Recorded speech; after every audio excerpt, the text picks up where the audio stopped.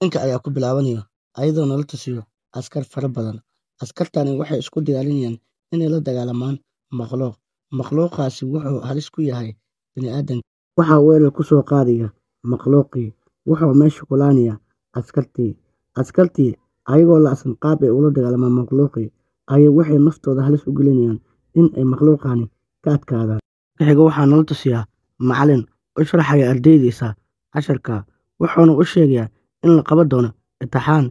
Imtixaanka ninkii baaso wuxuu ku guuleysan doonaa shaqada ciidanka inuu ka mid noqdo. John waxaas oo macallinka u sheegay waxaasoo dhan ma maqlo. Intaasi kadib macallinka ayaa arkaya John wuxuu ku qaylinayaa John. Maalinta xigtay waxaa la soo muujinayaa natiijada imtixaanka. Cameron oo ahayd gabadha uu jecel yahay John waxay noqonayaan dhibceeda 97 taasoo ka dhigan tahay inay ka mid noqon doonto ciidanka hawada. Waxay hadda heli kartaa codsi.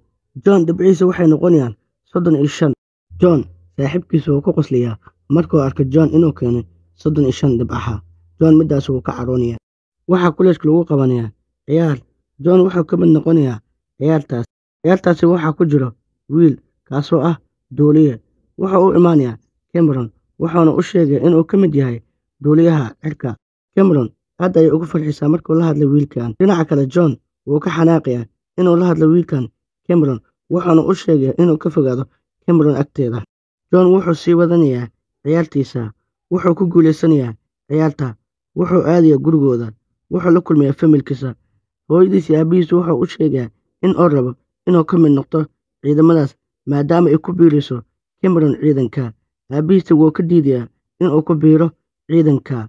Hooyadiis laakiin way u ogolaanaysaa maadaama uu jeclaaday wiilkeeda inuu ka mid noqdo ciidankaas. Maalinta xigta waxaan arkaynaa Cameron iyo John oo u imaanaya ciidanka wareega ay lugta kuwaasoo u sheegaya in ay soo buuxiyeen foomkooda. Waxaa meesha imaanaya saaxiibkii John asigana wuxuu ka mid noqonayaa kooxdan. Saddexdooda waxaa loo kala dirayaa 3 qayb. Cameron waxaa loo dirayaa qaybtii duuliyaasha taasoo lagu tababarayay duuliyaasha hawada. John saaxiibkii waxaa loo dirayaa qaybta shaybaarka taasoo lagu baariyay makhluuq fara badan. John waxaa loo dirayaa dhinacii ciidamada lagu tababarayo sidoo u noqdo ciidan adag. Markuu waaga baryo qof walba wuxuu aadayaa qaybtiisa halkaas oo ah qof walba inuu ku qaato tababarkiisa. John wuxuu imaanayaa qaybtiisa.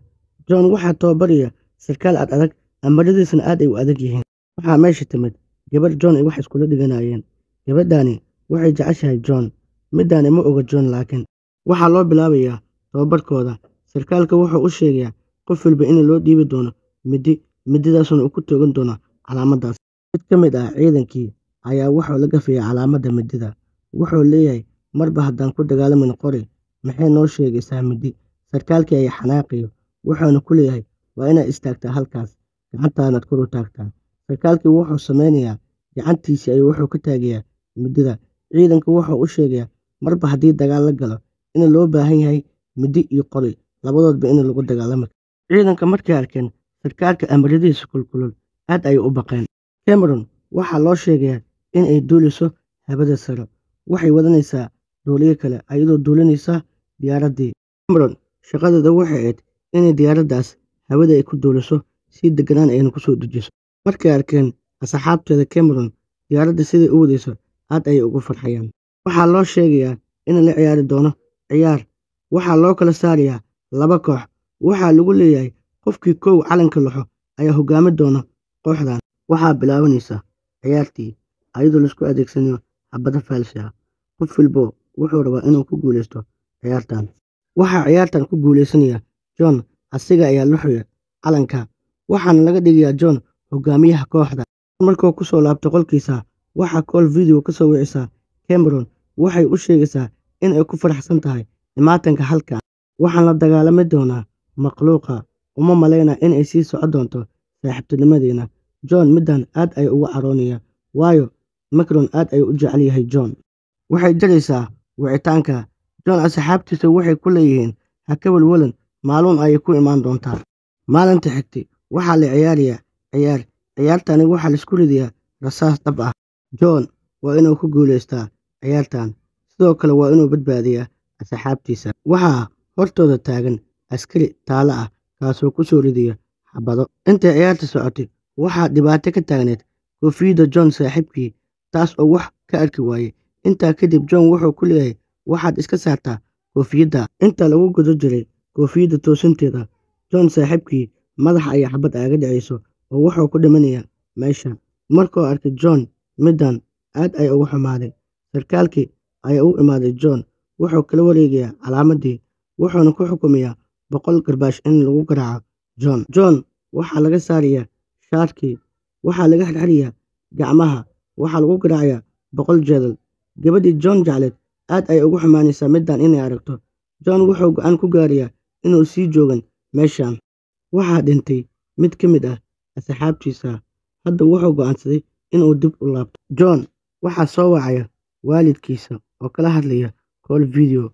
Wuxuu u sheegayaa in ay ka saxsanaayeen ayaga, ma ahayn in aan imaado halkan. Ayagoo wada hadlaya ayaa waxaa isjaraya khadka. Wuxuu ka soo baxayaa meesha, wuxuu imaanayaa bannaanka, wuxuu ku arkayaa bannaanka askartii dhammaan oo daawanaya wararka. Wararka waxay sheegayaan in uu soo weeraray bahal shisheeye ah aan la garanaynin. Wuxuu laayay magaalooyinkii oo dhan. Waxaa ka mid ah magaalada ku noolaaya John waalidiintii. Markuu maqlay middan, wuu murugooday. Hadda wuxuu go'aan ku gaaray in uu ka tagan xarunta. Wuxuuna leeyahay waa inaan la dagaalanaa makhluuqa. Qof walba waxaa loo sheegayaa inuu u diyaar garoobo la dagaalanka makhluuqa shisheeyaha. John saaxiibkii wuxuu u sheegayaa askarta meeshan joogto makhluuqan shisheeyaha oo soo weeraray. Haddii si wadajir ah loo weeraro makhluuqani, waa la baabi'in karaa. Markuu isku diyaarinaya John dagaalka makhluuqa, waxaa meesha imaanaysa Cameron.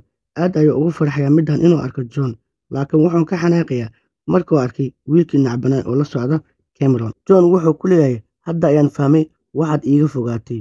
Waxaa ku qoslaya wiilkii la socday Cameron. John iyo wiilkii la socda Cameron waxaa dhex maraya dagaal. John dagaalkani dhaawac halis ah ku soo gaarayo. Waxaa la geynayaa isbitaalka. Waxaa ugu imaanaya meesha asxaabtiisa, waxayna u sheegayaan in uu walwalan. Anaga ayaa kula jirna ayay ku leeyihiin asxaabtiisa. Gacantiisa waxay ku sameynayaan tattoo. Hadda dhammaantooda waxay diyaar u yihiin in ay la dagaalamaan xayawaanka shisheeyaha ah. Hadda qof kasta wuxuu aadayaa meel kala duwan. Dayax gacmeedka oo ku jiray John waxaa waday Cameron iyo saaxiibkeeda. Ayagoo sii socda ayaa waxaa soo weeraraya makhluuqii, kaas oo ku soo ridayo xabadihiisa. Waxaa meesha ka bilaabanaya dagaal. Ciidankii waxay ka soo degayaan dayax gacmeedkii ayagoo la dagaalaya makhluuqa. Makhluuqyo fara badan ayaa waxaa soo weeraraya ciidankii. Ciidanka intooda badan waxaa laanaya makhluuqii. Ciidanka waxaa soo weeraraya caarcaaro fara badan. Caarcaarada waxay la dagaalamaysaa ciidamadii. Waxaa amar lagu siinayaa ciidamadii in ay dib u soo laabtaan. Waxaa ka awood badnaaday caarcaaradii oo ciidankii meesha saad ugu laynaysa. Caarad ayaa si saad ah ula dagaalaysa askarta si ayadoo hore u ogeyd in la soo weerari doono. Marka ay damceen John in ay u soo laabtaan gadaal, waxaa soo weeraraysa caarcaaro. Waxay dhaawac u geysanaysaa John. Cameron iyo saaxiibkeeda waxay shaashada ka daawanayaan askarta ku dhimatay meesha. Waxay ka arkaysaa magaca John. Aad ayay ugu murugaysaa John. John ma aysan dhiman, laakiin wuxuu noqday dhaawac. Waxaa dhaawac geysisay caarcaarada. John asxaabtiisa waxay u sheegayaan in uu caafimaadi doono asiga. Markuu maqlay middan, aad ayuu ugu farxaya John. John markuu soo caafimaado asiga asxaabtiisa, waxaa loo dirayaa koox cusub. Kooxdii hore aaga tirsanayeen waxaa laayay caarcaarada. Waxay ku biiriyaan kooxdan cusub. Kooxdan cusub waxaa wato macalinkoodii hore, kaasoo nagula tusay filimka bilowgiisa. John markii arkeen macalinkoodii hore, aad ay ugu farxeen ayaga. Maalinta xigta waxay weerar ku qaadayaan caarcaarada. Waxaa soo baxaya caarcaaro weyn oo dhulka ka soo baxaysa. Waxay soo weeraraysaa ciidankii ayadoo afkeeda ka keenaysa holac. John ayaa arkayo, wuxuu soo weerarayaa caarcaarada asigoo xabad ku furayo, wuxuuna ku qarxinayaa miino. Markuu arko sarkaalkii tan, wuxuu go'aan ku gaaray inuu ka dhigo John ammaanduulaha kooxda. Sarkaalkii ciidankiisii waxay ka soo tagayaan meesha. Waxay soo aadayaan saldhigga. Markay imaadaan saldhigga, waxay arkayaan ciidankii jooga saldhigga dhammaan in la laayay. Wuxuu soo qabanayaa askari lagu dilay meesha. Wuxuuna arkayaa in madaxiisa ay ka maqan yahay maskaxda. Wuxuu ogaanayaa sarkaalka in caarcaarada ay kala baxday maskaxda. Sarkaalkani ciidankiisa wuxuu u sheegayaa in caarcaaro ay jirto oo cunto maskaxda bini'aadanka. Madaxa John wuxuu arkayaa inay soo weerareen caarcaarooyin fara badan eena meeshan ay tahay meel halis ah. Intaa kadib wuxuu u sheegayaa in ay wacaan caawinaad si ay aga tagaan meeshan. Waxaa imaanaya Cameron saaxiibkeeda, wuxuu rabaa inuu ka qaado askarta dhammaan meeshan. Markay arkeen caawimaadiina loo keenay ayaa waxay damcayaan in ay fuulaan. Sarkaalkii ayaa waxaa ku dhegayso caarcaaro taasoo la galaysa dhulka. John wuxuu isku dayaa inuu ka badbaadiyo caarcaarada. Caarcaarada waxay aga dhegaysaa labada lugood. Sarkaalka wuxuu u sheegaa John inuu iska sii daayo ciidankan inuu asiga hogaamiyo laga dhigay sarkaalka meesha. Gabadha John oo jecleed aad ayay aga naxaysaa markay aragto midaan. Waxay samaynaysaa caarcaaradii weyneed ayaa waxay u gelinaysaa afka bambo. Caarcaaradii weyneed meesha ayaa lagu diliyaa. Way farxayaan markay arkeen caarcaaradii meesha lagu dilay. Waxay ilowday in makhluuq kale gadaasheeda ka imaan karo. Waxaa gadaasheeda ka soo baxay makhluuq kale kaasoo ilkihiisa ku suray oo dhaawac halis ah gaarsiiyay. John meesha ayuu ka soo qaadayaa oo intay jidka soo socotay ayay dhimanaysaa. John midaan markuu arko aad ayuu ugu murugoonayaa. Waxaa meesha imaanaya John saaxiibkiisa asigoo ah saynisyahan. Wuxuu u sheegayaa John in loo baahan yahay makhluuqa cunayo maskaxda bini'aadanka si shaybaarka loo geeyo. Waxaan ogaan karnaa qaabkii loo baabi'i lahay asiga. Markuu maqlay midaan John wuxuu go'aan ku gaaray inuu u laabto u soo qabto makhluuqaasi asigoo og in naftiisa halis ay ku gali karto. Wuxuu sameynayaa ciidan kala dagaala soo qabitaanka makhluuqaas weyn. Cameron iyo saaxiibkeeda waxaa loo sheegayaa inay kala dagaalamaan makhluuqa hawada. Waxay soo aadeen dhankii makhluuqa. Makhluuqa marka ay soo gaaraan makhluuqa wuxuu ku soo weerarayaa iftiin taasoo u kala qaybinayo qalabka ay isticmaalayeen labo. Dhammaan askartii saaran markabkan waxay bilaabeen inay u soo dhacaan dhulka. Cameron iyo saaxiibkeeda waxay kala soo degayaan markab yar ayagoo ka qaldamaysa wadada. Waxay caawinaad weydiisanayaan John intuu ogaana meesha ay ka joogaan waxay ku soo dhacayaan godkii makhluuqa. Cameron waxay u sheegaysaa meesha ay joogto hadda John. Waxaa meesha ugu imaanaya caarcaaro fara badan. Caarcaarada waxay hareereynayaan Cameron iyo saaxiibkeeda. Cameron waxay ku furaysaa xabadihii laakiin xabadaha caarcaarada wax kama tarayso. Waxaa meesha soo galaya John asigoo maqlayay qaylidii Cameron oo ka maqlayay raadiyaha. Wuxuu dareemayaa in labadoodaba meesha uu ku dilay makhluuqa. Wuxuu hadda soo kaxaysanayaa ciidankiisa. John markuu soo galo gudaha wuxuu ogaanayaa Cameron weli inay nooshahay. Waxay dhexda gashanayaan Cameron saaxiibkeeda. John wuxuu ogaanayaa Cameron iyo saaxiibkeeda weli inay nool yihiin. Askarta wuxuu u sheegayaa laba inay asiga soo raacaan intii kale soo harto inay ka baxaan dhinaca. Cameron saaxiibkeeda waxaa hareereynaysa caarcaaradii. Waxaa soo baxaya makhluuqii weynaay kaasoo ka baxsado maskaxda bini'aadamka. Wuxuu maskaxda kala baxayaa Cameron saaxiibkeeda. Cameron waxay samaynaysaa makhluuqii weynaa ayaa waxay ka jaraysaa macidii taasoo maskaxda dadka kaga saarayay. Waxaa meesha imaanaya John oo wata bambo. John asxaabtiisa wuxuu u sheegaa in oo bato taxadirkooda. Caarcaaradan halisteeda ayaa badan. Waxay bilaabayaan caarcaaradii in ay soo aadaan dhankii John iyo asxaabtii. Waxay ku furiyaan xabado. Caarcaarada waxay dagaal ku soo qaadaysaa ciidankii John ayadoo meesha ku laanaysaa ciidankii.